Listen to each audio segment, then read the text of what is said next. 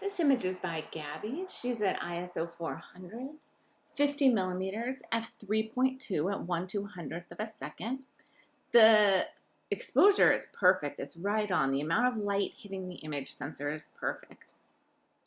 That shallow depth of field works really well here to bring out just part of this pattern. We don't need to be overwhelmed or bored by seeing too much of the pattern. You just give us a taste of it, and then we can see as it expands to the front and the back. The light here is also working really well. This soft light is giving us shape on each individual piece here, and we can watch the light as it moves from brighter to darker and adds more dimension and shape. So we have the pattern of the repetition of each of these. We also have the pattern of the fading from the lighter area to the darker again and again and again. And the texture on each of the, I don't know what they are, the pieces of the pine cone. So all of that is adding to that idea of texture or pattern.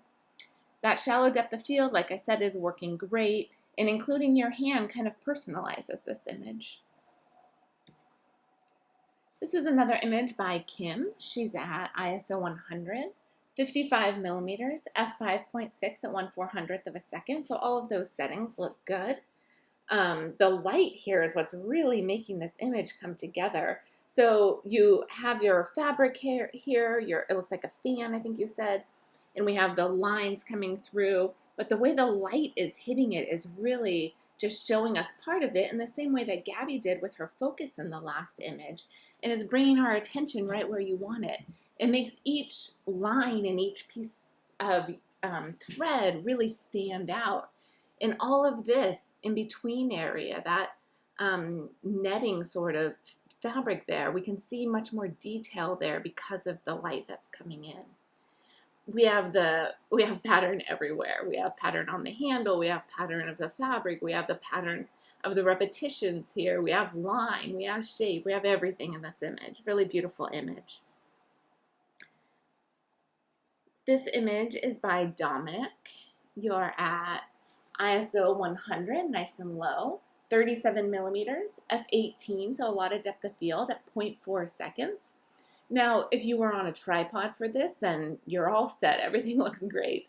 If you're not on a tripod, you could close down or open up your aperture a lot really. You're at f18. You could bring it down to f5.6, and then you'd have a much faster shutter speed. So I want to make sure that you're nice and sharp for all of these images. Now, as it looks, you're nice and sharp, and your exposure is right on. This is a hard exposure.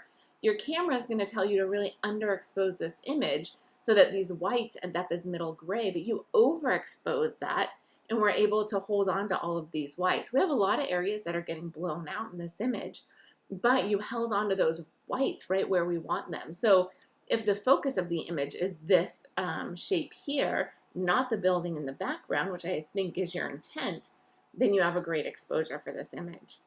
The repetition of the shapes of the circles, the diamonds, the repetition in the background of that is working really well here. And then as we look into the background, we can see the hotel and kind of see the repetition of this sort of thing. Obviously it's different, but from a distance. And I like that perspective that you're giving us. You're leading us there with this line. So this line tells us that this is important in the frame. Nice image. This image is by Jennifer.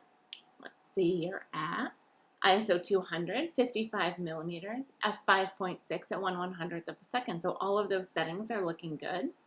Your light coming in on this is working really beautifully to illuminate parts of the leaf and allow some of it to go into more shadow, and that light really creates more texture. So we're seeing the three-dimensionality of the shape of this leaf, and we see it as pattern. We see the repetition of the shapes on here, and we see that as pattern. We can even see like a little bug here, another one up there. Like there's a lot of great detail in this image.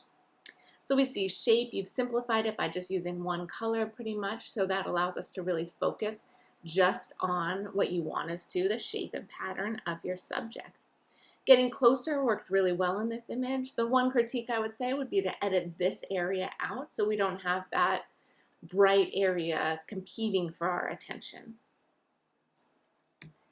And then this is the last image. This image is by Vince, and you're at ISO 400, 18 millimeters, really wide angle. That makes this brush look really long as it moves back, and the book look like it's much larger. F4 at 1/30th of a second. Everything's nice and sharp here. We have the light coming in from above, coming in from a window. It looks like two, maybe the window's over here, and maybe light's coming from above also. We have great texture moving through this. This is probably a texture that you're not normally seeing as you're standing and walking around. So really changing your point of view, getting low, letting us see the texture of each of these pages, and the length of the brush next to it really starts to tell a story. Great job on this.